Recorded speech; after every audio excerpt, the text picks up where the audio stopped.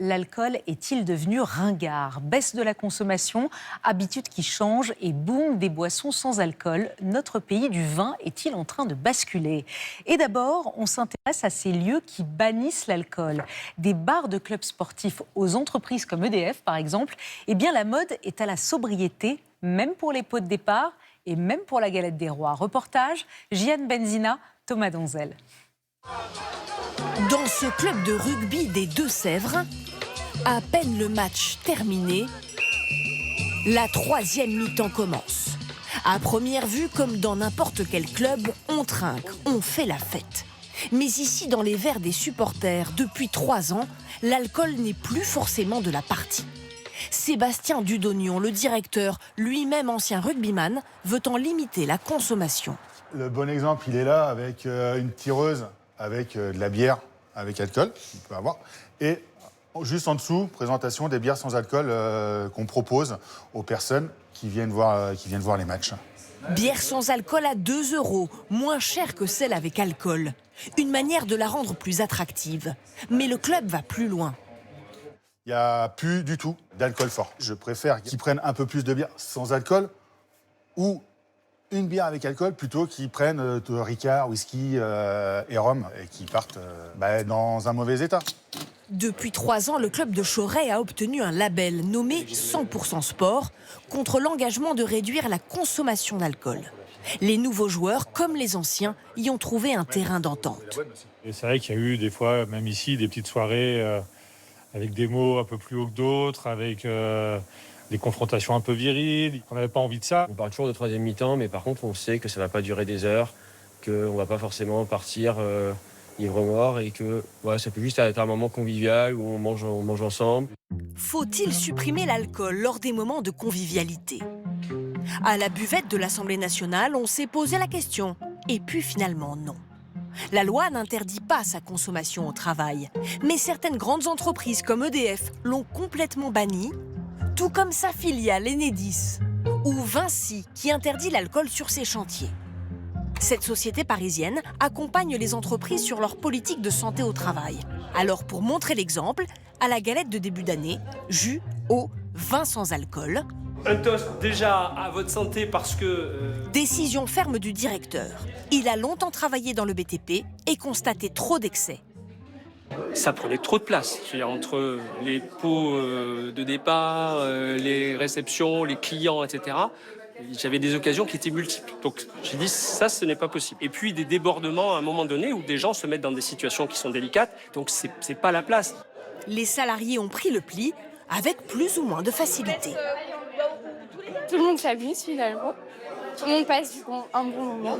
Et on reste un peu sur notre faim, mais avec le temps, tous les ans, c'est la même chose. On sait qu'il n'y aura pas d'alcool. On s'habitue et on apprend à apprécier au final. Donc. Cette coach en entreprise est venue leur prodiguer quelques conseils, forte de son expérience personnelle.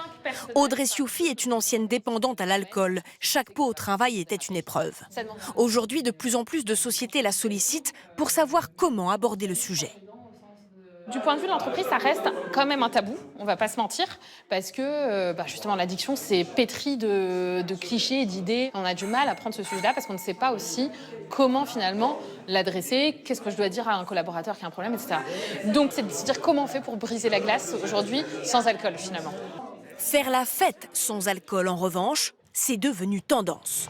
Dans ce bar, 180 références de boissons sans alcool différentes pour un public venu apprécier le flacon sans l'ivresse. Moi, je pense presque un meilleur moment ici, où je sais que je vais pouvoir boire plein de choses, mais en sortant, je ne vais pas me sentir un peu étourdie. On peut reprendre un petit verre sans là, je suis déjà au 3e. Après, c'est agréable aussi de pouvoir s'entendre, peut-être discuter autrement, je ne sais pas. Donc non, c'est chouette, ça change. Quand elle a ouvert le bar il y a 3 ans, Sarah Missaoui faisait figure de pionnière. Aujourd'hui, ses cocktails sans alcool attirent une clientèle régulière. Nous, on a des groupes, on a des gens qui viennent fêter des événements ici, on a des rencontres amoureuses, on a plein de situations qu'on voit dans n'importe quel bar. Selon un récent sondage, un jeune Français sur 2 fait régulièrement la fête sans alcool. Et justement, elle s'appelle Beer, mais elle est sans alcool et elle a drôlement la cote. La Ginger Beer, comme on dit en bon français.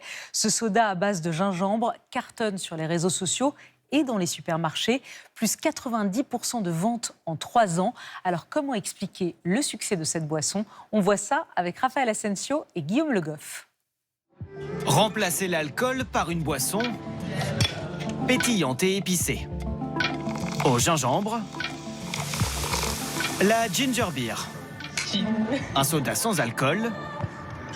C'est très bon. Très bon. Qui séduit ses 2 collègues. On sent bien le gingembre.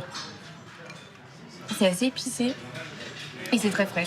Ça change, il y a un petit côté aussi un peu hiver avec le goût du gingembre, des épices. Et pourquoi pas remplacer l'alcool. Donc oui, complètement. Et ça m'est déjà arrivé d'ailleurs justement à des périodes très festives pour essayer de limiter un peu la consommation, de boire des ginger beer à l'apéritif notamment.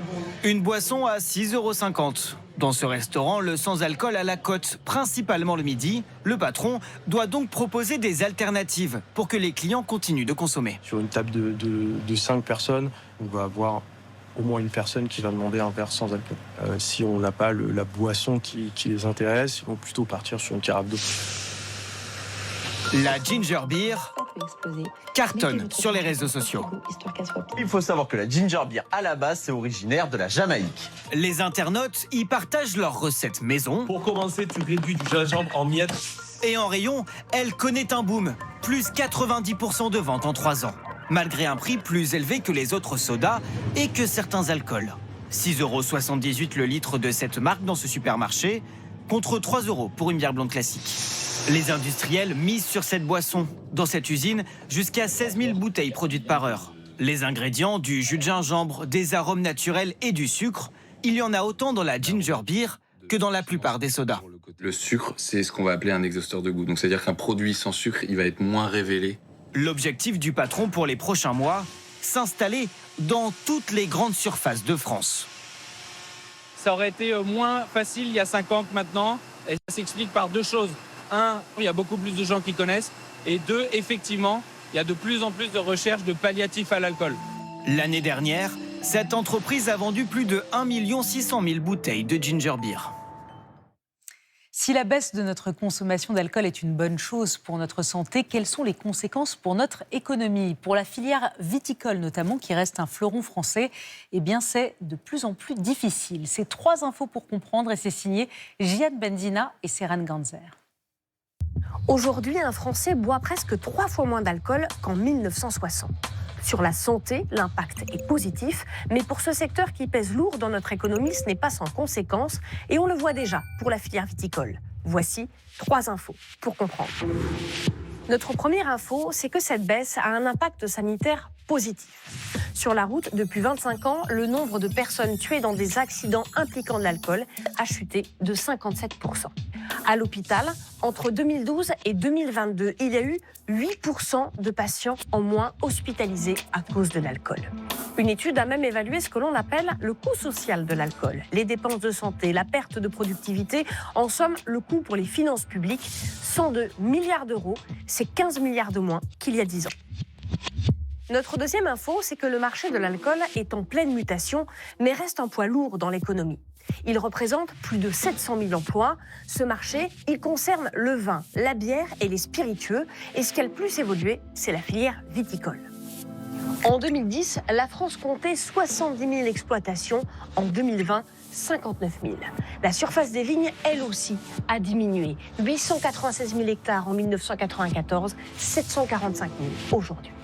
La filière alcool reste néanmoins un fleuron de l'exportation française. C'est la 3e filière excédentaire derrière l'aéronautique et les cosmétiques. Notre troisième info, c'est que les conséquences de cette baisse sont déjà visibles, notamment sur la production viticole. La France produirait près de 5 millions d'hectolitres en trop, l'équivalent de 200 piscines olympiques. Résultat, de plus en plus de viticulteurs en viennent à arracher leurs vignes, beaucoup en Languedoc-Roussillon, suivi du Bordelais.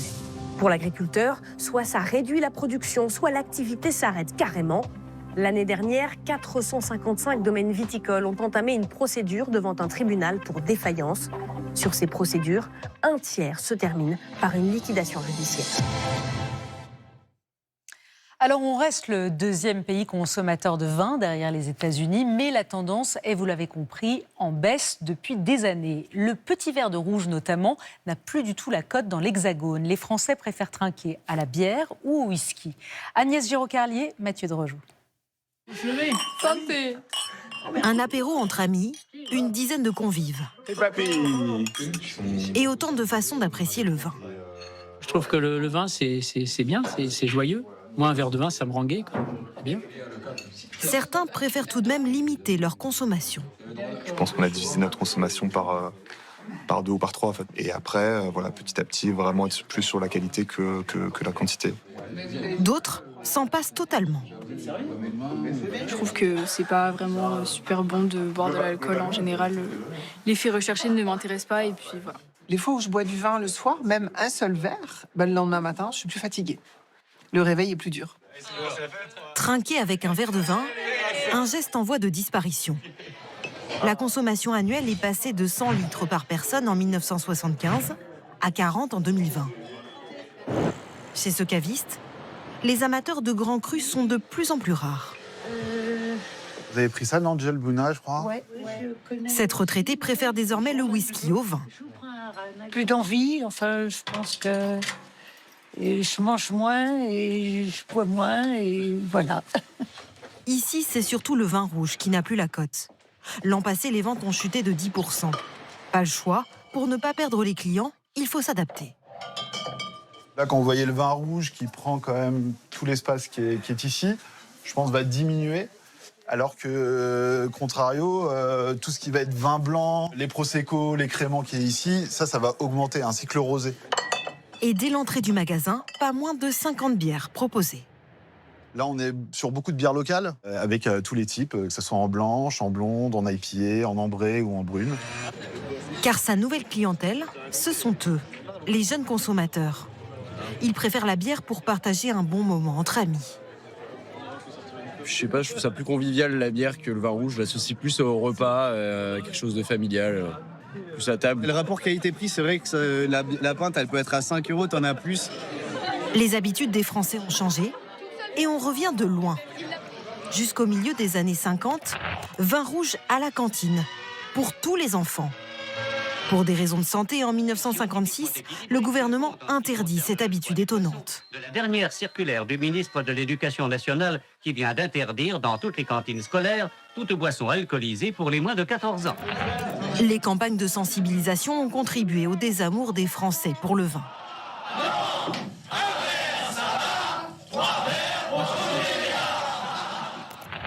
Et aujourd'hui, certains Français se méfient même de ce qu'il y a dans leur verre.